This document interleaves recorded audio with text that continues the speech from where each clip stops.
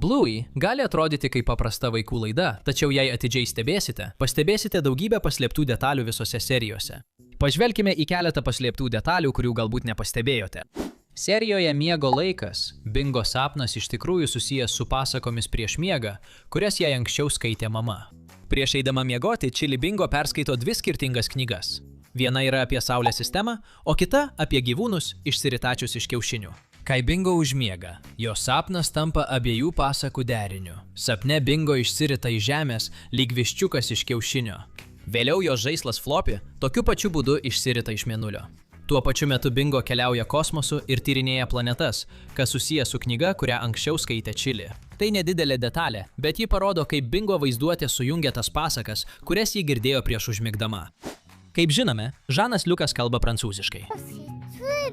Serijoje Stovyklavimas Bluey ir Žanas Liukas nesupranta vienas kito kalbos, bet vis tiek sugeba žaisti kartu ir tapti draugais. Tai viena iš priežasčių, kodėl ši serija tokia įsimintina. Bet štai įdomi detalė. Jei žiūrėsite šią seriją prancūziškoje laidos versijoje, kalbos iš tikrųjų yra sukeistos vietomis. Bluey kalba prancūziškai, o Žanas Liukas angliškai. Štai, mums reikia kažko pavalgyti. Mes galėtume pasodinti, tikriausiai pamatytume kaip. Tai sumanus būdas išlaikyti tą pačią idėją apie du vaikus, kalbančius skirtingomis kalbomis. Ir yra dar viena maža detalė apie Žaną Liuką. Serijoje Bingo, kai Bingo yra žaidimų kambaryje, ant sienos galite pamatyti piešinį, kuriame pavaizduoti Bluey ir Žanas Liukas.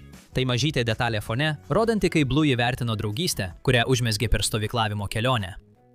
Dabar kita detalė tikrai juokinga. Serijoje Miegamasis, epizodo pradžioje, koridoriaus gale ant sienos prilipęs violetinis lipnus gekonas. Bet jei atidžiai stebėsite, per visą seriją jam nutinka kai kas įdomaus. Kai mergaitės dalijasi savo pliušiniais žaislais, gekonas pirmą kartą pradeda atsiklijuoti nuo sienos. Tada, kai Chili pagauna Bingo stumiančią mažąją knygų lentyną, gekonas jau yra dar žemiau nei anksčiau. O epizodo pabaigoje, kai jie išeina iš Bluey naujojo kambario, gekonas visiškai nukrito nuo sienos ir nusileido ant augalo koridoriaus gale. Tai mažytė fono detalė, kuri lėtai keičiasi viso epizodo metu. Kaip jau žinome, laidos kūrėjai mėgsta susijęti kelis epizodus tarpusavyje. Ir epizode Armija, kai Rastas ir Džekas žaidžia kareivius, tuo pačiu metu vyksta dar vienas epizodas, kurio tikriausiai nepastebėjote. Kai Džekas supažindinamas su Kalipso, jei pažvelgsime į foną, galime pamatyti Bluey ir Chloe, kurios žaidžia tą patį žaidimą, kurį žaidė epizode Nuotykis. Taigi galbūt abu šie epizodai vyko tuo pačiu laiku. Mini serijoje kartu yra mažytė detalė, kurios tikriausiai niekas nepastebėjo. Kai Honė ir Mėlynė pusryčiauja, abi pasiima dribsnių, bet jei pažvelgsime į Mėlynės dribsnių dėžutę, ji labiausiai išsiskiria. Jei esate iš Amerikos, tuomet galite žinoti, kad šie dribsniai iš tikrųjų egzistuoja realiame gyvenime. Jie vadinasi Fruit Loops ir atrodo, kad Bluey tikrai mėgsta šiuos dribsnius, bet banditas nenori, kad jį juos valgytų. Mes jo nekaltiname, nes juose dribsniuose yra daug cukraus. Kaip žinome, prieš Kornelijui susipažįstant su terjero mama, jis eidavo į pasimatymus su daug merginų. Ir viena iš tų merginų buvo ta, kurią pirmą kartą pamatėme serijoje Tylus žaidimas. Tačiau įdomu tai, kad nuo šios serijos ją jau 3 kartus matėme skirtingose serijose. Pirmoji yra serija Šokio režimas. Čia ji buvo kartu su kitu šunimi, kuris taip pat dėvėjo akinius nuo saulės. O serijoje Pažadai, žaidimų aikštelės scenoje, kai Bluey ir Bingo eina žaisti, jis stovi gatvėje ir kalbasi su tuo vaikinu, kuris parduoda pigesnius elektros energijos planus. Prisimeni jį? Tai tas pats personažas, kuris skambina į Hillerių šeimos duris serijoje Aviganis. Ir galiausiai, serijoje Cirkas, kai visi personažai eina į balsavimo punktą balsuoti už savo bendruomenės lyderius, mes vėl galime ją pamatyti, besikalbančią su kolega kampe. Atrodo, kad ji agituoja už kandidatą mėlynais drabužiais. Serialo Bluey pradžioje beveik visi Bluey gerbėjai manė, kad Bluey yra berniukas, bet vėliau supratome, kad ji iš tikrųjų yra mergaitė. Bet ar žinojote, kad yra labai paprastas būdas atskirti vyriškus ir moteriškus personažus Bluey? Pirmasis būdas yra tas, kad beveik visi vyriški personažai, išskyrus kai kuriuos, turi šiek tiek platesnius kūnus nei moteriški personažai. Pavyzdžiui, pažiūrėkime į Chili ir Banditą. Galime pastebėti, kad Banditas turi daug platesnį kūną, palyginti su Chili.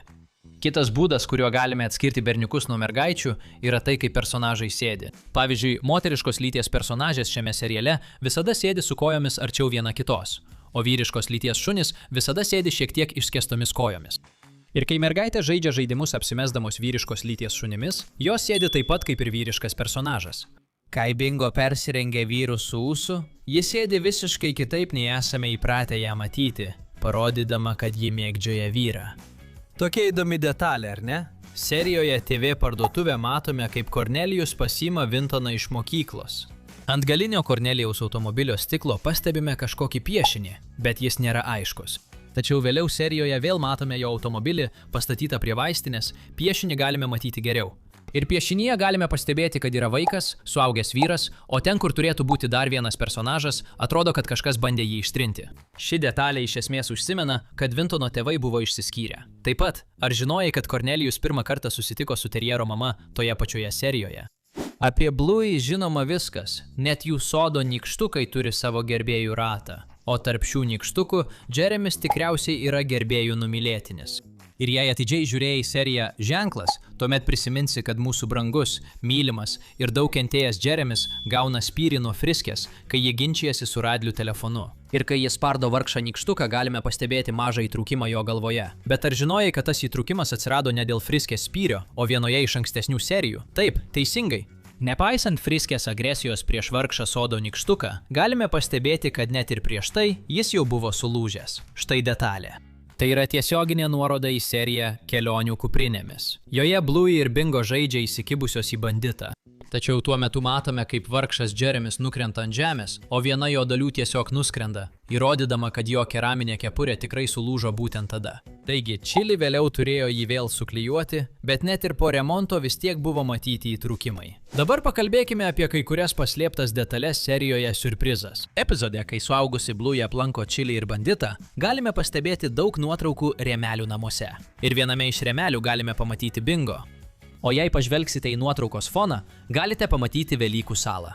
Jei nežinote, Velykų sala yra viena populiariausių vietų žmonėms besidomintiems archeologija. Ir kadangi žinome, jog viskas Bluey turi prasmę, tai gali reikšti, kad Bingo pasiekė bandito pėdomis ir tapo archeologe kaip ir jis. O kitame nuotraukos rėmelyje matome visą Hillerių šeimą nuotraukoje. Ir atrodo, kad ši nuotrauka buvo padaryta per Bluey diplomų įteikimą, nes nuotraukoje matome Bluey laikantį diplomą ir dėvinti baigimo kepurę. Ar žinojai, kad Bluey yra mezgimo ekspertė? Serijoje Curry Quest pastebėjome mažą detalę. Toje serijoje matome Bluey ir Chili sėdinčius kartu. Jie abu kartu mezga kažką. Ir toje pačioje serijoje matome banditą, keliaujantį toli nuo namų. Ir panašu, jis išvykęs 6 savaitės. Vėliau. Toje serijoje matome banditą, kalbantį vaizdo skambučiu su Chili ir mergaitėmis.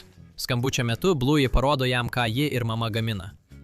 Tačiau įdomiausia dalis yra ta, kad kai banditas grįžta iš kelionės, Hillerių mergaitės vyksta į oro uostą jo pasiimti.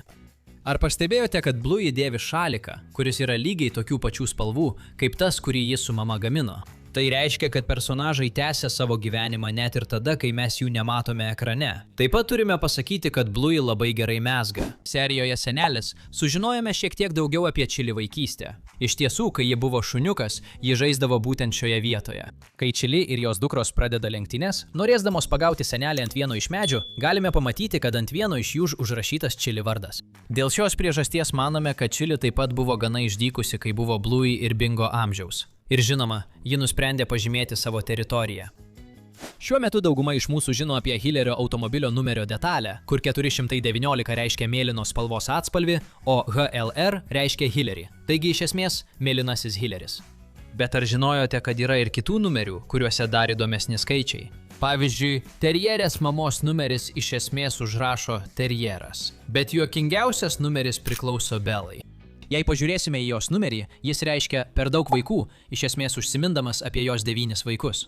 Taigi, tai buvo keletas paslėptų detalių, kurių tikriausiai nepastebėjote. Ir kaip visada, pasimatysime kitame vaizdo įraše.